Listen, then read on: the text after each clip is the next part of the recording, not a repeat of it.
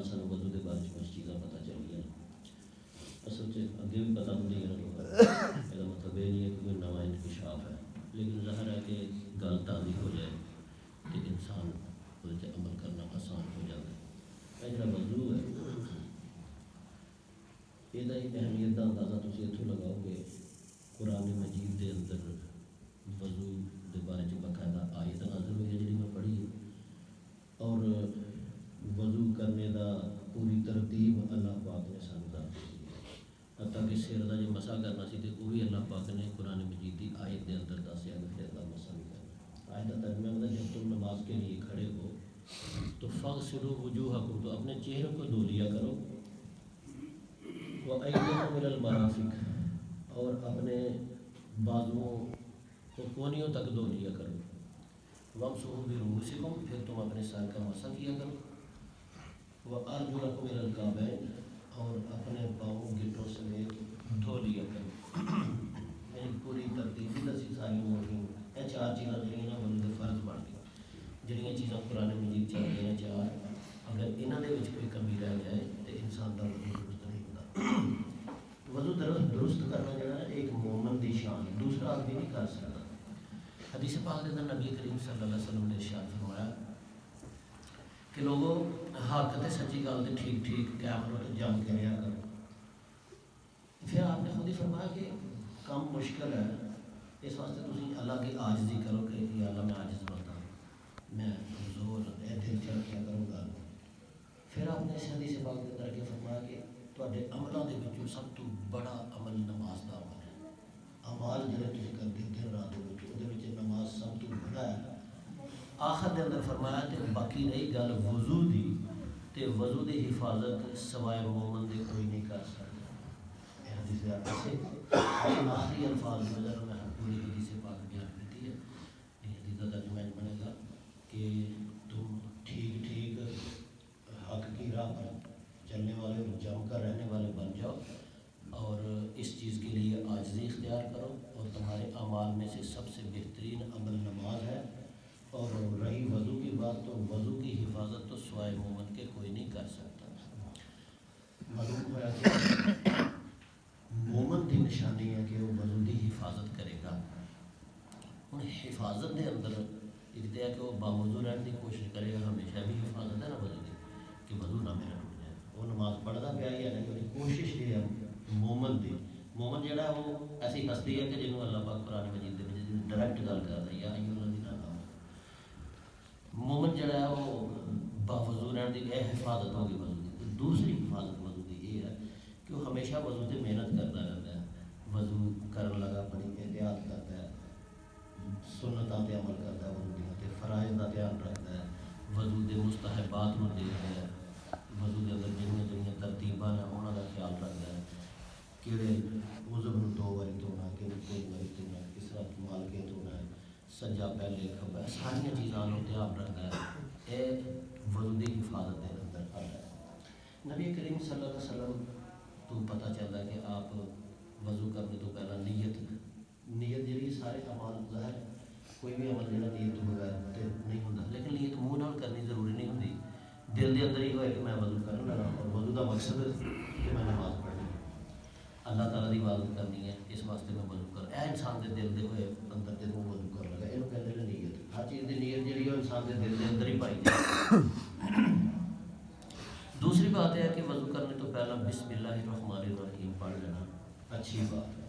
کوئی بھی بندہ کام کرنے لگے ہوئے نیک کام ظاہرہ میں بسم اللہ الرحمن الرحیم پڑھ لینا چاہیے. شراب بھی لگیا تو بسم اللہ الرحمن الرحیم نہیں پڑھنی کہتے، یا چوری کرنے لگے بسم اللہ پڑھ کے بندہ کہتے ہیں بڑی بنیاد بات ہے. بسم اللہ کے اندر آٹومیٹک یہ تعلیم پوشیدہ ہے کہ تو کام غلط نہیں کرنا کوئی، کیونکہ غلط کام تے اللہ کا نام لینے کی ضرورت ہے.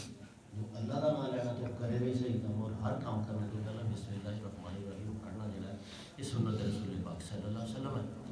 وضو کے بارے میں ایک حدیث میں سخت ہے، ایک حدیث سخت ہے، اور وہ بنا تے کچھ علماء کہتے ہیں کہ جس بندے نے بسم اللہ نہیں پڑھی وہ وضو نہیں ہوا. نبی کریم صلی اللہ علیہ وسلم نے فرمایا کہ جس آدمی نے وضو کرنے سے پہلے بسم اللہ نہیں پڑھی اس کا کوئی وضو نہیں.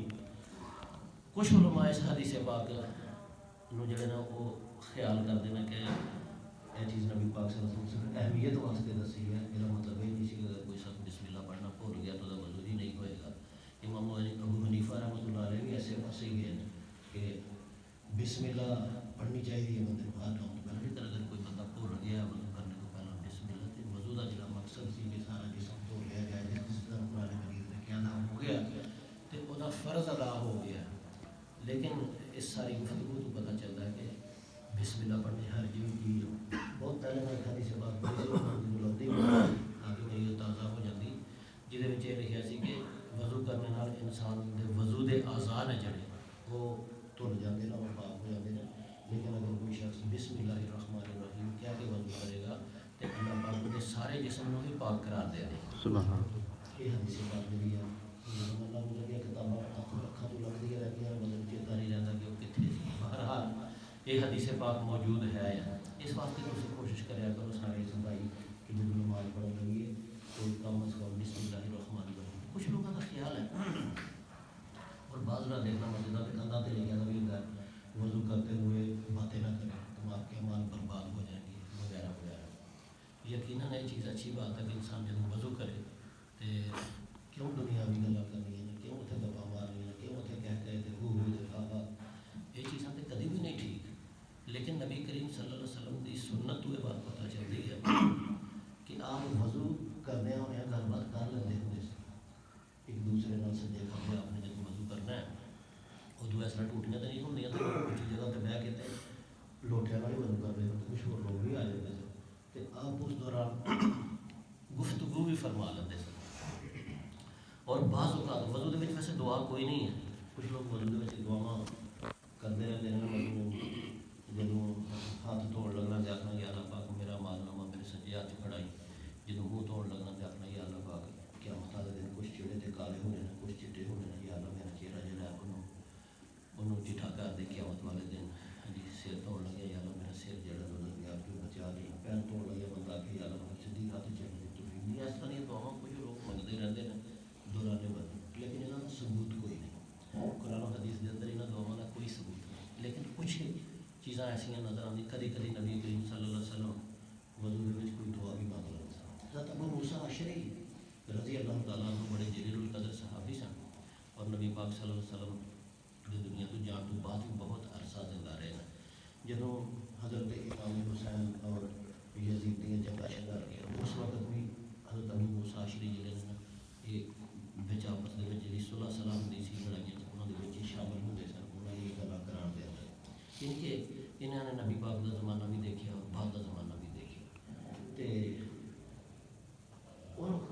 وہ ایک دن نبی پاک صلی اللہ علیہ وسلم کے نام بیٹھ کے وضو کرتے تھے، نبی کریم صلی اللہ علیہ وسلم نے نماز وضو دے وچ ایک دعا مانگی، 3 لفظ ہوتے سن دعا دے جڑے میں تھانوں کرنا عرض کرنا اگر کوشش کریے تو یاد بھی ہو جانی ہے۔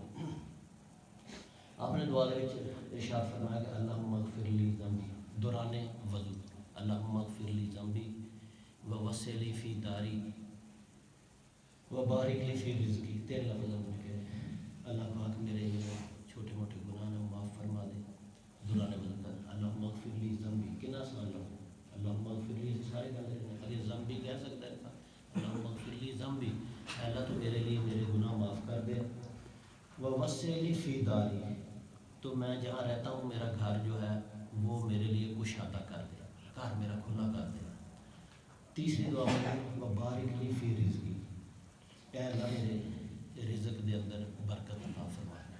3 دعا، پہلا میرے گناہ کو معاف فرما دے، جس رہائش گاہ میں رہتا ہوں میرا گھر اس کو وسیع فرما دے، اور آخری دعا جی نبی کریم صلی اللہ علیہ وسلم نے یہ اندر ہوگی وہ رزق دی برکت دی دعا، یا اللہ میرے رزق میں برکت عطا فرما دے۔ اچھا حضرت ابو موسیٰ اشعری کو بیٹھے تھے سنتے ہیں معلوم ہوتا ہے کہ انہوں نے دعا اچھی منگی سی۔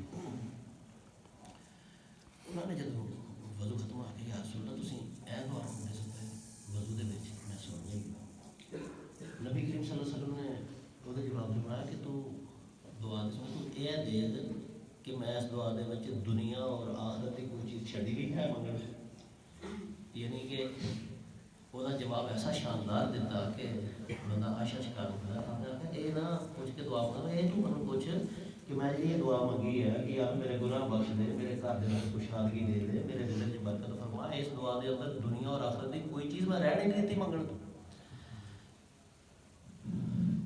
یہ دعا جی اگر تم کوشش کرو تین لفظ ہے کی ہے اللہم اغفر لی ذنبی وسع وسیع وسع لی میرے لیے فی داری میرا گھر، دار کہتے ہیں گھر، اور وہ بارک لی، بارک کتنا مشکل، بارک لی فی رزقی میرے رزق میں برکت عطا فرما.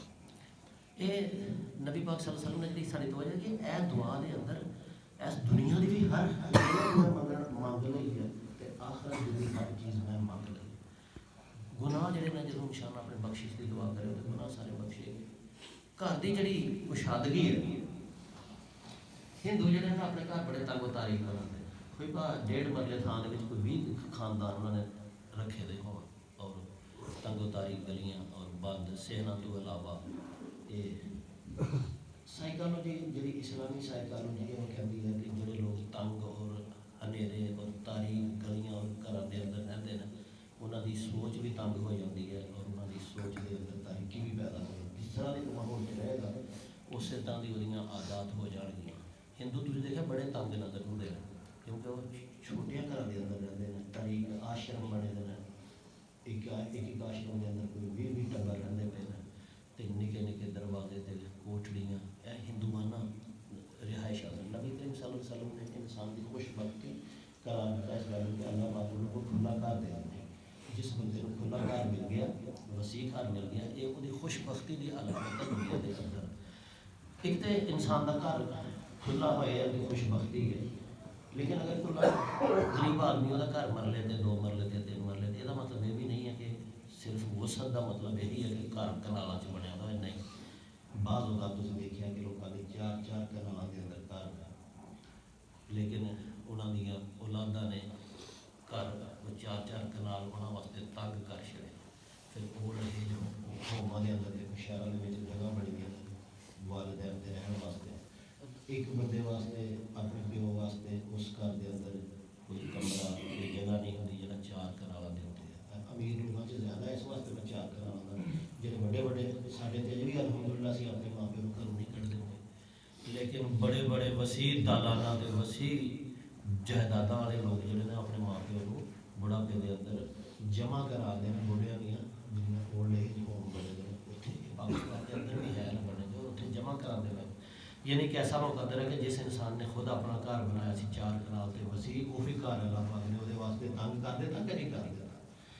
سب کچھ ہونے کے باوجود بھی وہ اس گھر کے اندر جگہ نہیں. تم یقین کرو کہ ایسے ایسے گھر نے شہروں کے اندر کہ گھر کے جی تھوڑے نے تو کمرے ایسے نے کہ کئی اگر ہر کمرے چ بندہ ایک رات گزارے نا کمرے ہی نہ مکن تو رات بندے دیا گزر جان.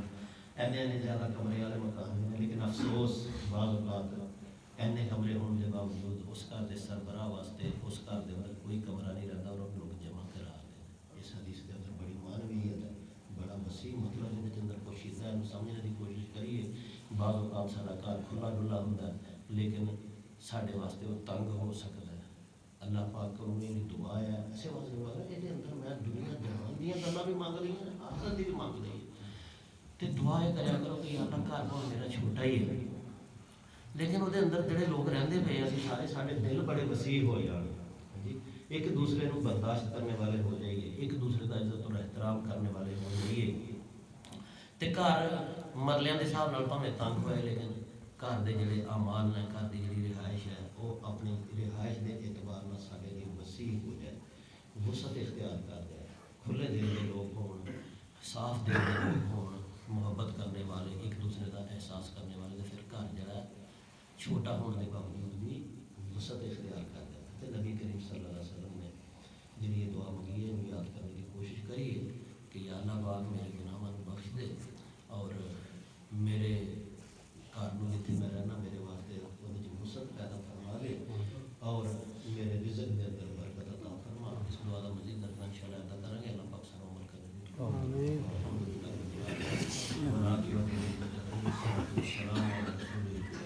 اللهم صل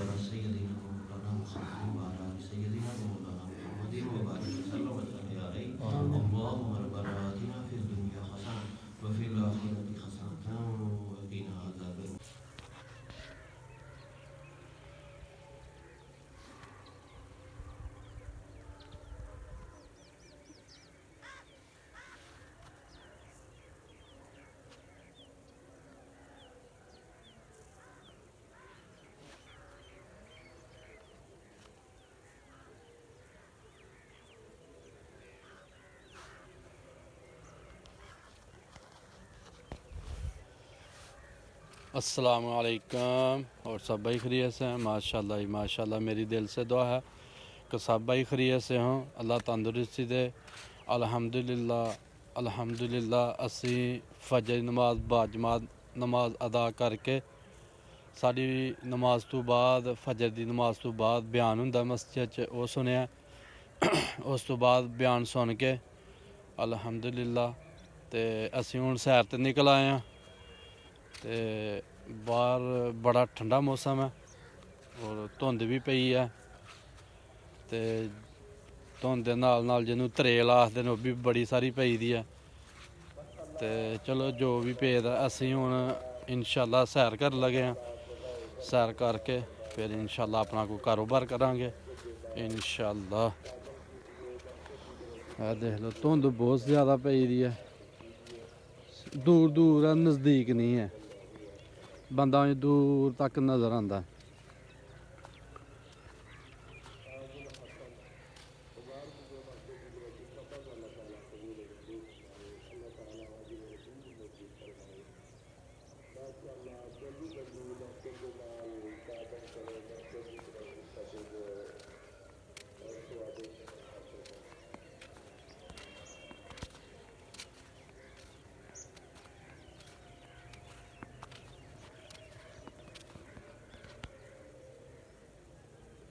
लो जी माशाल्लाह साड़ी सैर मुकम्मल हो गई है। तो हुण सानू इजाज़त देवो। इंशाअल्लाह कल फिर नवे व्लॉग नाल हाज़र होवांगे। अल्लाह हाफिज़।